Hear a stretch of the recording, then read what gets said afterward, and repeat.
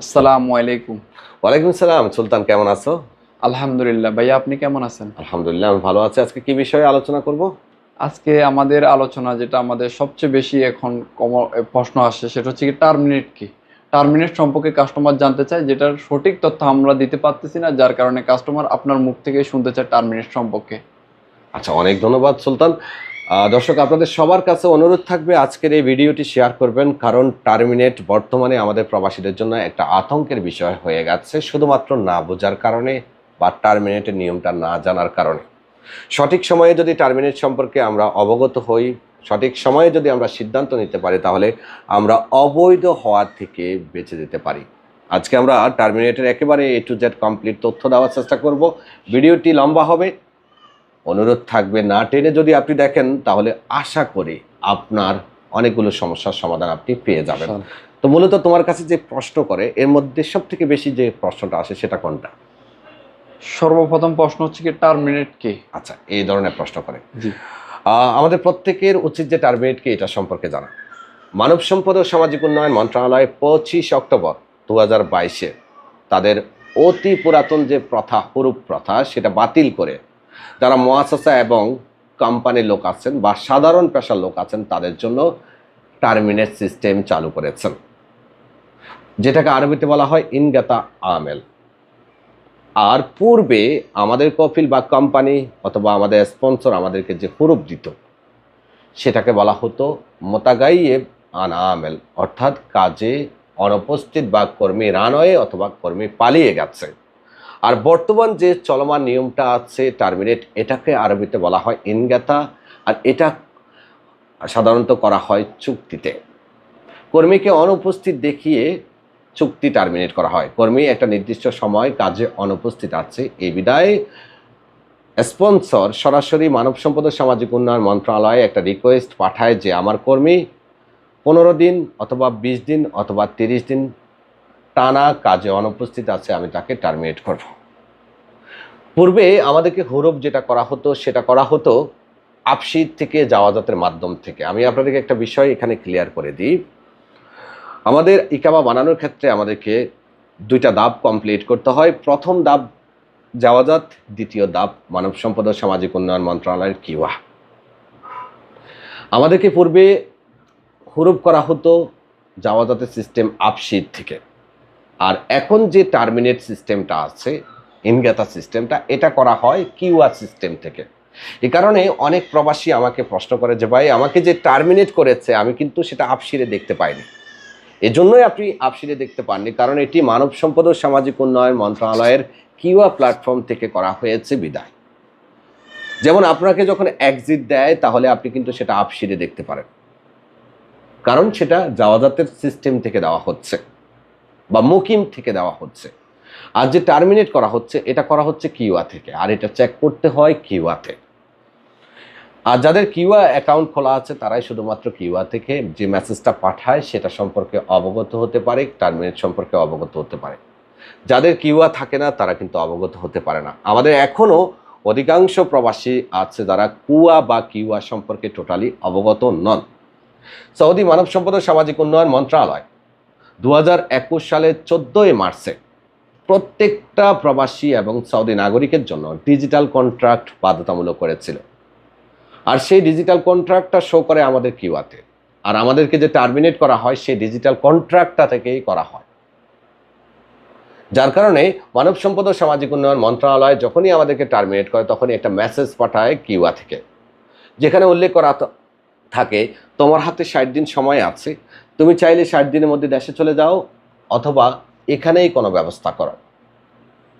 যদি কোনো কর্মী 60 দিনের মধ্যে কোনো ব্যবস্থা করতে না পারে, তাহলে 61তম দিনে সেই কর্মী, ওই যে কিছুক্ষণ আগে বললাম না, জাওয়াজাত সিস্টেমে হুরুপ হয়ে যায়, যেটাকে বলে মোতাগাইয়েব আন আমেল, ওই 61তম দিনে সে গিয়ে হয় মোতাগাইয়েব আন আমেল।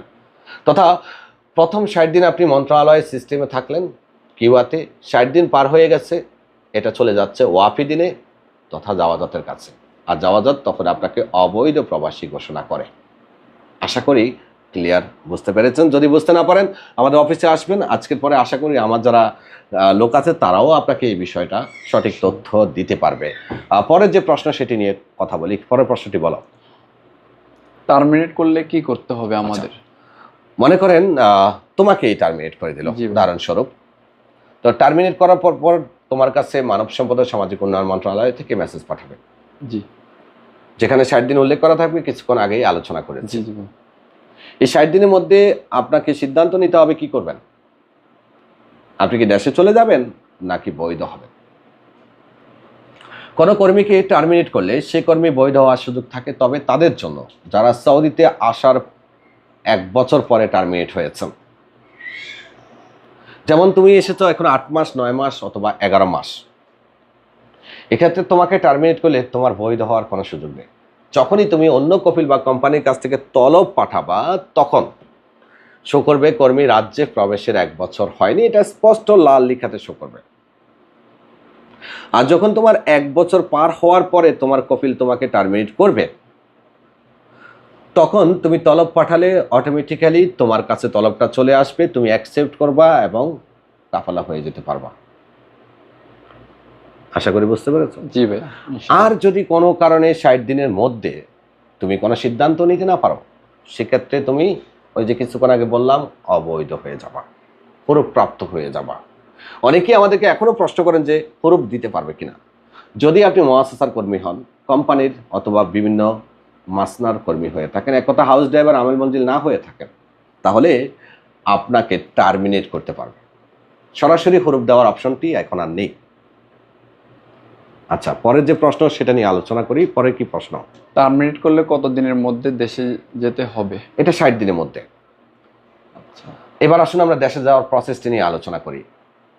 ধরো তোমাকেই টার্মিনেট করেছে, আমি বললাম না কিছুক্ষণ আগে উদাহরণস্বরূপ। জি জি। এখন তুমি যদি 60 দিনের মধ্যে দেশে যেতে চাও, এখানেই সব থেকে বড় ঝামেলাটা বাঁচে। জি। নর্মালি মন্ত্রণালয় থেকে বলা হয় যে তুমি নিজের এক্সিট নিজে আবেদন করলে তোমার এক্সিটটা লেগে যাবে আপশিট থেকে, কিন্তু আবেদন করার পর অনেকেরই কিন্তু এক্সিটটা রিজেক্টেড হয়ে যাচ্ছে। এক্ষেত্রে 2টা অপশন প্রথমে ফলো করা উচিত। অপশন 1, যদি ইকামার মেয়াদ থাকে নিজের আপশিট থেকে নিজে এক্সিট আবেদন করা, এটা টার্মিনেটেড লোকদের ক্ষেত্রে। জি। যদি 10 দিনের সময় দেয় 10 দিন আপনি অপেক্ষা করবেন, এরপরে যদি রিজেক্টেড আসে অথবা কোনো রেসপন্স না আসে তাহলে সরাসরি মুক্তবালা আমেলে চলে যাবেন অ্যাপয়েন্টমেন্ট নিয়ে। সেখানে গিয়ে বলবেন আমাকে আমার কফিল ইনগাতা আমেল করেছে, আমি এখন দেশে যেতে চাচ্ছি, আমাকে এক্সিট দাও। যদি মুক্তবালা আমেল আপনাকে কোনো সলিউশন না দেয় বা কোনো হেল্প না করে, অথবা এক্ষেত্রে তারা যদি কোনো অপশন দেখিয়ে দেয়, তাহলে আপনাকে যেটি করতে হবে সেই অপশনটা ফলো করতে হবে। মুক্তবালা আমেল থেকেও যদি আপনি ফেল হন, তাহলে লাস্ট অপশন হলো আপনার কফিল, যে আমাকে এক্সিট দিয়ে দাও, যেহেতু তুমি আমাকে টার্মিনেট করে দিয়েছো, এবার আমাকে এক্সিটটা দিয়ে দাও, আমি দেশে চলে যাব। 60 দিনের মধ্যে যদি আপনি এক্সিট নিয়ে দেশে যেতে পারেন, শতভাগ নিশ্চিত আপনি আবার নতুন বিষয়ে আসতে পারবেন, কারণ আপনি অবৈধ হননি। আর 60 দিন পার হলেই আপনি অবৈধ হয়ে যাবেন। 60 দিন পার হলে আপনি যে কোনোভাবেই এক্সিট লাগাতে পারবেন। কেউ যদি 60 দিন পার হওয়ার পরে এক্সিট লাগাতে চান, তাহলে আমাদের অফিসে আসতে পারেন, আমরা ইনশাল্লাহ আপনাকে এক্সিট লাগিয়ে দিব। আর বিশেষ করে যারা সৌদিতে এসেছেন 1 বছর হয়নি, যাদেরকে টার্মিনেট করেছে, তাদের ক্ষেত্রে আমি বলবো যে চেষ্টা করবেন সময় মতো চলে যাওয়ার জন্য 60 দিনের মধ্যে, কারণ আপনার যেহেতু সৌদিতে 1 বছর হয়নি, এক্ষেত্রে আপনার ট্রান্সফার হওয়ার সুযোগ নাই, আপনার শুধুমাত্র দেশে যাওয়ার সুযোগ আছে। আর যে প্রসেসটা বললাম, প্রথমে নিজের আপশিট থেকে আবেদন করবেন, পরবর্তীতে যদি ফেল হন তাহলে মুক্তবালা আমেলে যাবেন, সেখান থেকেও যদি ফেল হন তাহলে আপনি নিজের কফিলের দ্বারস্থ হবেন। এখন অনেকের মধ্যে আরেকটা প্রশ্ন আমাদেরকে মাঝে মধ্যে করে যে ভাই 1 বছর হয়ে গেলে কেমন পারবো।